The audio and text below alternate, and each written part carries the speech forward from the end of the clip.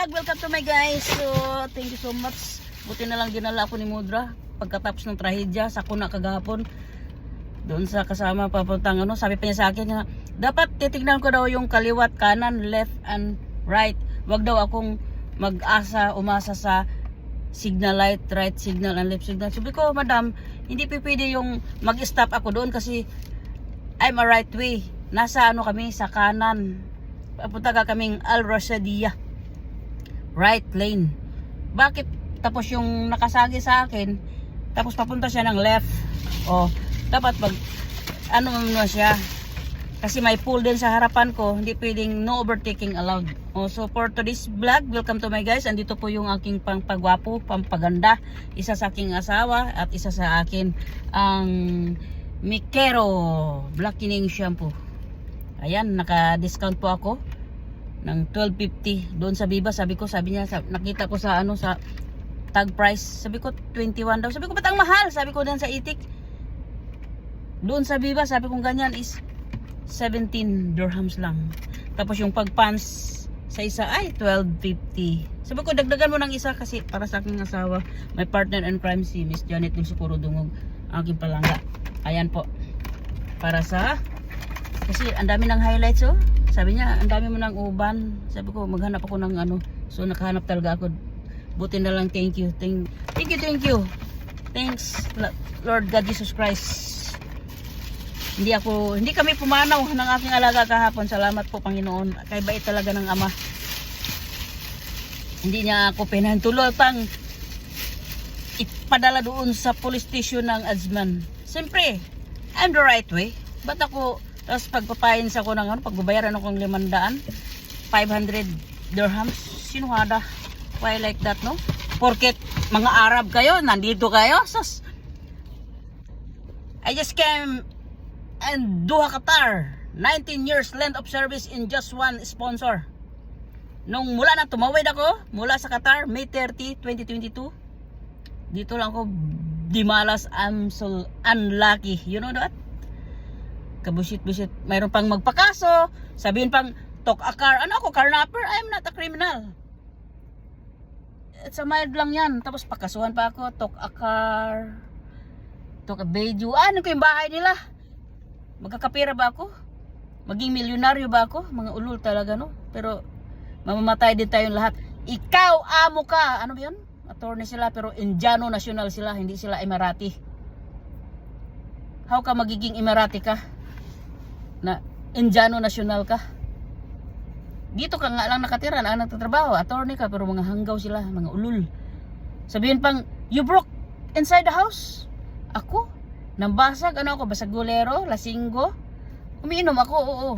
Inaamin ko yan, pero nagwawala ba ako? Nagmaoy ba ako? Kasi sabi, nung ibang pinagtatrialans ko, sabi niya, you broke inside the house. Anong pinagugulo ko, anong pinagbabasa ko sa bahay nila? Sira-sira ulo yung madam na yun eh. Parang may sayad. Tapos doon lang kami sa ang kwarto namin ha. Napakapanghi kasi mula umaga hanggang gabi yung pinagsusuotan nilang panty, bra, kung ano-ano. Doon sa tubalan lagayan ng dumihan ng damit. Tapos nandun din yung kwarto namin. Budiga. Tapos kaya nag-away kami noon vlog mga guys kasi gusto niyang buhatin ko yung ano mineral water na 8 gallons. Sabi niya, initusan ako sa Azman. Sabi niya, you buy mineral water 16 pieces. Tapos kulang pa yung pera. Ano ako, pag abunuhin, ay not a bank. Tapos pagdating ko sa bahay, sabi ko, madam, I cannot push up. Tawagin natin yung isang katulong na si ano, Jainab, yung Ethiopia. Sabi ko, can you call your housemaid, Jainab, to help me to push up? Because I cannot. Only 1, 2, 3. Pangatlo, hindi ko na kaya eh. Bansot ako eh, pandak eh. 8 ounce lang. Sabi, no. Don't call her. She have work and that is your work. You are a man. Sabi, no. Sabi ko, kalas. I don't want to stay here in your home. Sabi niya, no, go out. Don't sleep here in my home. Give me your mobile. Binigay ko yung mobile. Remove all my number, my husband number and my daughter number. Okay, no problem. Binigay ko yung aking mansanas. Syunga-syunga siya. Tapos pakasuhan pa akong tok a picture, tok photo, tok video. Bakit? Ang pangit-pangit ang bahay nila. Diyos ko po. mayabang na bahay. Bakit? Magkakapera ba ako sa pagkukuha ko ng video? Alam ko may mata, may camera. Ba't ako magpatapat doon sa camera nila? Abnormal pala siya. Tapos yung pinagtatrialan sa iba doon sa alabas, sabi niya, ano bang kaso ko doon, sir? Sabi ko sa akin, sir, bakla din eh. Sabi niya, ano daw, nagputo-puto ka raw, nagbidyo-bidyo. Tapos tinanong naman daw ko ni Madam Amal, sabi niya, ano bang tumawag sa akin, yes madam, good evening, good morning.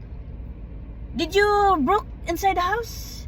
What are you doing inside the house? You broke some things? No, madam. Sabi ko, I'm just here. Work hard to seek of my loving family. Hindi ako napunta rito para maglalandi, pumatol kung sino-sino. Ano sila, hello? Tapos yan, ang kaso, kaya yan sumablay ako. Dahil lang sa kaso ng pagkaso sa aking mga impacto na yan, mga walang puso, mga impacto, mga walang halang ang kaluluwa. Mamamatay din tayo. Ikaw, siya, sila, ako, lahat tayo mamamatay. Lalo na ang ugali mo ay abnormal, wala ka sa utak mo. Minsan, nung amo ko, sisigaw lang bigla, nagulat ako, tulog ako ganyan. Sabi niya ganun. Sabi ko, may sayad siguro yun. Siguro ganun. Sabi niya, nung umalis ako, sabi na pagkatapos niya dinilit na yung mga number nila, sabi niya, I will pray to God. Sabi niya ganun, no? You cannot find a good sponsor, a good employer. Sabi ko rin, thank you, madam. Sabi, no. I never accept your thank you. Sabi ko, buang talaga. Sabi ko, thank you. Pasalamat ako. Sige, ipamnalangin mo ako.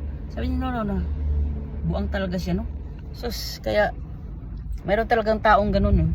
Lahat ay mamatay. Pero, sige lang, panalangin din kita na sana magtatagumpay kayo. Sa lahat pong mga budol, mga scammer sa akin, thank you so much. So, sa aking asawa, sa aking pamilya, ingat ka lagi, mag-aaral mabuti, si Mariel, si Kuya Richard, at Big Boy Clark, sa lahat po, ingat po kayo, drive safely sa lahat po nang nagdadrive. Dito lang po yung abang lingkod, isang anak na hampas lupang magbukid lamang. Happy New Year ahead, be patient, become done, and always be humble. Bye-bye! At sa aking asawa, bye, amping. Kasi darating na ang mga impacto.